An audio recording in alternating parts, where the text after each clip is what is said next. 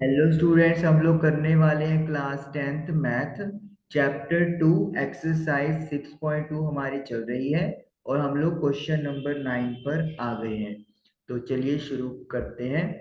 Question number 9 है A B C D is a trapezium in which A B parallel with D C. हमारे पास एक trapezium है। Trapezium क्या होता है? ये वो क्वाड्रिलेटरल होता है जिसमें वन पेयर ऑपोजिट साइड्स का पैरेलल होता है और अदर पेयर नॉन पैरेलल होगा।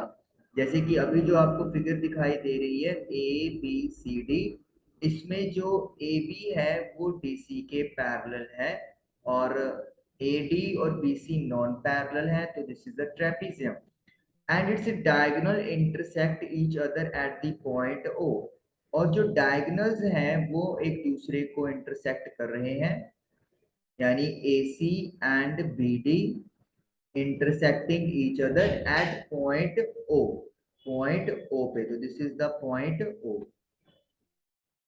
Now we have to prove AO, this AO upon BO, यानी कि ये बीओ हो गया, then CO and then DO. तो हमें ये चीज जो है वो प्रूव करनी है, तो मैं यहाँ पे लिखता हूं टू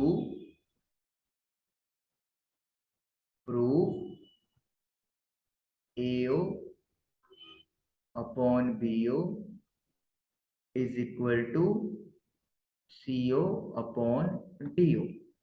तो चलिए अब स्टार्ट करेंगे प्रूव करना।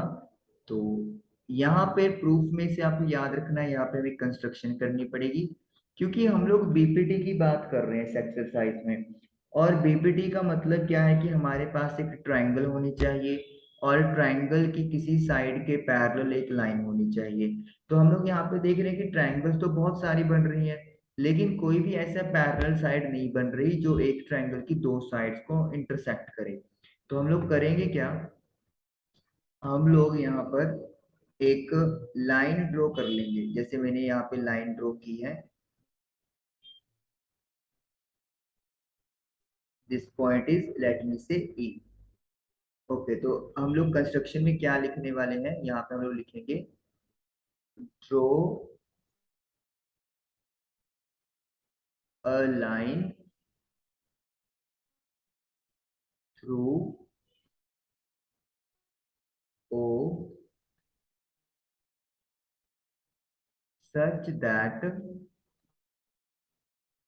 it is parallel to DC and intersecting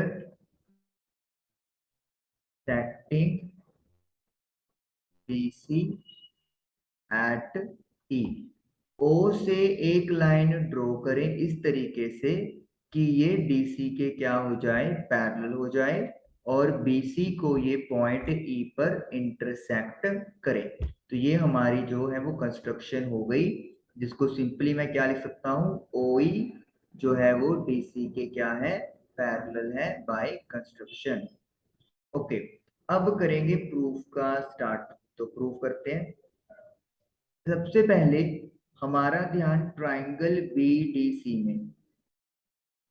triangle ये बी है, this is D, this is C. So BDC triangle में जो ओई है वो सी डी के पैरेलल है, दिस इज बाय कंस्ट्रक्शन। तो क्या अप्लाई करेंगे हम लोग, सो बाय बीपीटी या थेल्स थ्योरम भी लिख सकते हो, आपकी मर्जी है। तो हम लोग यहाँ पर अप्लाई करेंगे थेल्स थ्योरम। तो थेल्स थ्योरम क्या कहती है, BO upon OD is equal to BE upon EC. तो ये फर्स्ट इक्वेशन मेरे पास रेडी हो गया। हमने जो कंस्ट्रक्शन की उसका फायदा उठाया, थेल्स थ्योरम लगा दी, BO upon OD is equal to BE upon EC हमने कर दिया। This is equation number 1। अब हम लोग ट्राइंगल उठाएंगे A B C. A B and C. अब यहाँ पे देखिए हमें क्या करना है। सबसे पहले तो जो OE है वो CD के पैरेलल है बाय कंस्ट्रक्शन, और गिवन क्या है कि जो AB है वो CD के पैरेलल है। This is already given. Trapezium की ये पेयर आपस में पैरेलल है ऑपोजिट साइड्स का। तो इसका मतलब क्या हो गया, जो OE है वो AB के क्या होगी, पैरेलल। अगर दो साइड्स किसी तीसरी साइड के पैरेलल हो तो वो आपस में भी पैरेलल होती हैं। तो इसका मतलब है ट्राइंगल ABC में जो OE है वो AB के क्या हो गई है, पैरेलल हो गई। तो अगर ये ऐसे लाइन पैरेलल मिल जाएगी इंटरसेक्टिंग अदर टू साइड्स, तो क्या आप ला देंगे, आप लगा देंगे थेल्स थ्योरम। तो थेल्स थ्योरम के अकॉर्डिंगली कैसे चलेगी कहानी हमारी, OA अपॉन OC, या फिर OA divided by OC is equal to OA के सामने BE अपॉन EC। आप चाहे तो इसको C से भी स्टार्ट कर सकते हैं। CO upon AO is equal to CE upon BE, कोई फर्क नहीं पड़ेगा। बस ट्राइंगल का एक एंड आप ले, दोनों तरफ से मतलब वहीं से स्टार्ट करना होता है जो आमने सामने पॉइंट होते हैं। अब फ्रॉम 1 एंड 2 आप क्या देख सकते हो, फ्रॉम 1 एंड 2, फ्रॉम 1 एंड 2 में मुझे दिख रहा है कि जो OB अपॉन OD है वो किसके इक्वल है, OA अपॉन OC के। लेकिन मुझे रिजल्ट में OA के सामने CO चाहिए, BO के सामने DO चाहिए। तो मैं क्या करूंगा, क्रॉस मल्टीप्लाई कर देता हूँ पहले। तो OA या AO लिख सकते हैं इसको, OD को DO लिख दो, मल्टीप्लाई किसके साथ हो रही है, CO बाय BO। तो मैंने शिफ्ट कर दिया, मतलब मल्टीप्लाई कर दिया, cross multiply. Now we require AO upon BO, तो AO तो मेरे पास है ही है, जो BO है वो मल्टीप्लाई में है तो इधर आके क्या हो जाएगा, वो डिवाइड में। इसी तरीके से CO है और DO कहाँ हो जाएगा, डिवाइड में। और यही रिजल्ट हमने क्या करना था, प्रूव करना था। ये मल्टीप्लाई में है तो DO उधर जाके डिवाइड हो गया, BO मल्टीप्लाई में है इधर आके डिवाइड हो गया। और इस तरीके से क्वेश्चन नंबर 9 में हम लोगों ने ये रिजल्ट प्रूव कर दिया। ओके, अब बात करते हैं हम लोग क्वेश्चन नंबर 10 की। क्वेश्चन नंबर 10 क्या है, this is the last question of the exercise. Diagonals of a quadrilateral ABCD intersect each other at point O such that AO upon BO is equal to CO upon DO। एक quadrilateral है मेरे पास। Okay, quadrilateral अपन draw कर लेते हैं, pose कर लेते हैं, this is my quadrilateral. और इस क्वाड्रेटरल का नाम है ABCD, और इसके जो डायगोनल्स हैं वो O पे कट कर रहे हैं। तो पिछले जैसा फिगर आपको दिख रहा होगा, लेकिन क्या फर्क है वो भी अपन डिस्कस करेंगे। ये पॉइंट O पे एक दूसरे को इंटरसेक्ट कर रहे हैं डायगोनल्स, और साथ में क्या गिवन है, तो जो रिजल्ट हम लोगों ने प्रीवियस क्वेश्चन में प्रूव किया था, इस क्वेश्चन के लिए ये रिजल्ट क्या हो गया है, अपने को गिवन हो गया है, AO upon BO is equal to CO upon DO। और शो क्या करना है या प्रूव क्या करना है कि ABCD इज अ ट्रेपीजियम, और ABCD ट्रेपीजियम प्रूव करना है। और ट्रेपीजियम में हम लोग एक साइड ऑपोजिट पेयर का एक साइड अपना पैरेलल लेते हैं। तो या आप ये कह सकते हैं कि AB जो है वो हमें DC के पैरेलल प्रूव करनी है। चलिए, तो अब इसको अपना अगेन मुझे कंस्ट्रक्शन करनी पड़ेगी। कंस्ट्रक्शन में मुझे क्या करना है, वही चीज, एक लाइन ड्रॉ करूंगा मैं पॉइंट O से।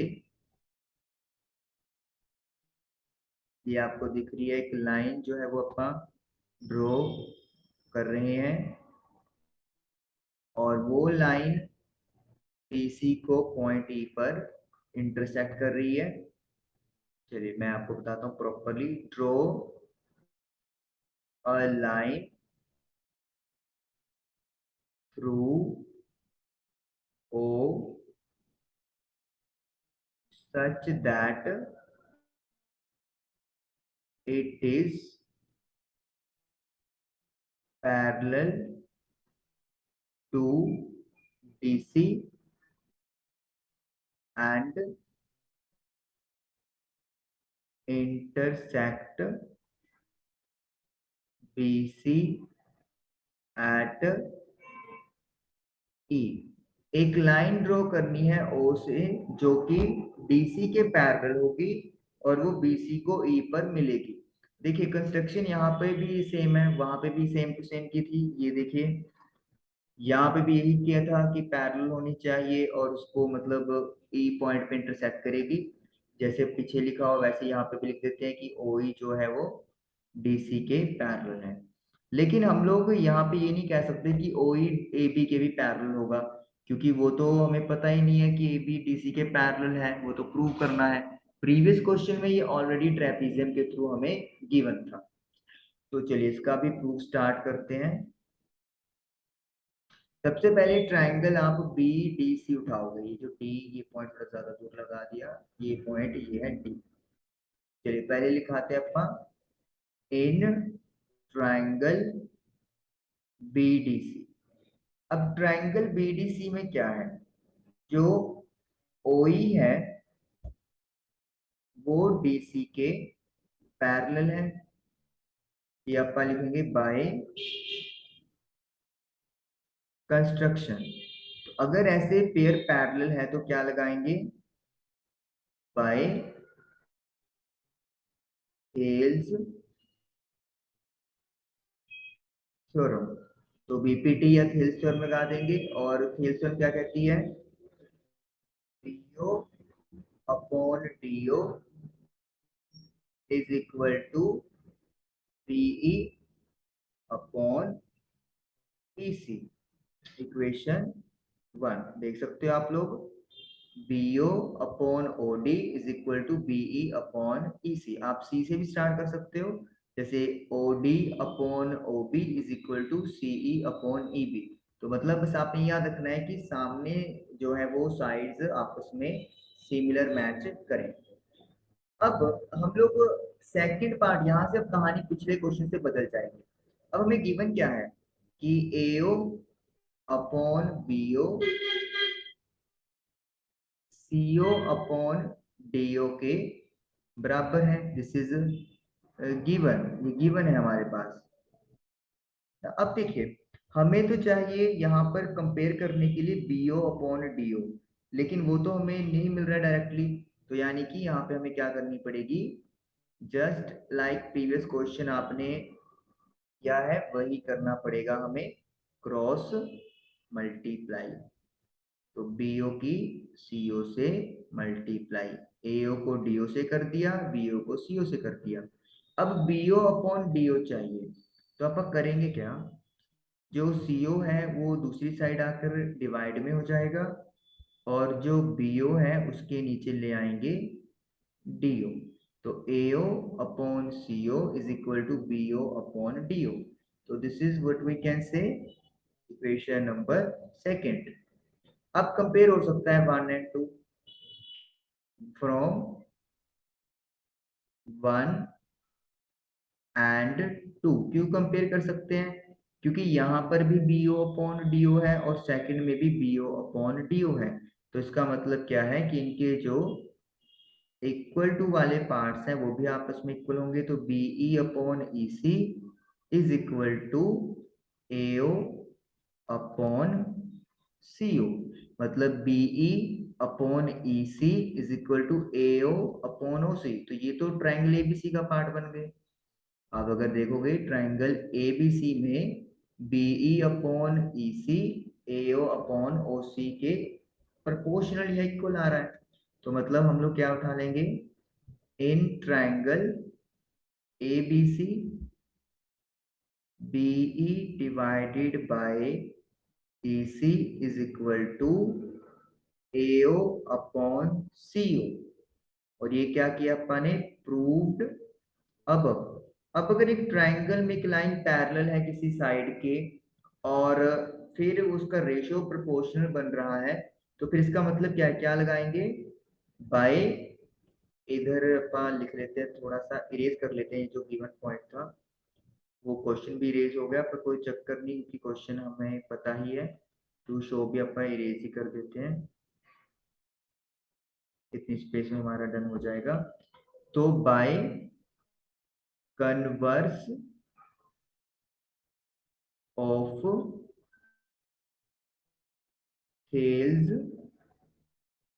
थ्योरम, तो थेल्स थ्योरम का कहते हैं कन्वर्स क्या होगा, कि जो OE है वो AB के पैरेलल है, by converse of Thales theorem OE parallel with AB। अब ये तो हो गया आपका प्रूव्ड। OE जो है वो हमने DC के क्या प्रूव की थी, मतलब कंस्ट्रक्शन किया था बाय कंस्ट्रक्शन। तो इसका मतलब है कि AB OE के पैरेलल है, DC भी OE के पैरेलल है, तो जो AB है वो DC के क्या हो गई, पैरेलल हो गई। इसका मतलब क्या है, one pair of opposite sides is parallel, तो ABCD क्या हो गई, एक ट्रेपीजियम हो गई। यहाँ पे एक लाइन ड्रॉ कर देता हूं ताकि, ये लाइन ड्रॉ हो गई, यहाँ से कंस्ट्रक्शन स्टार्ट होती है। ABCD is a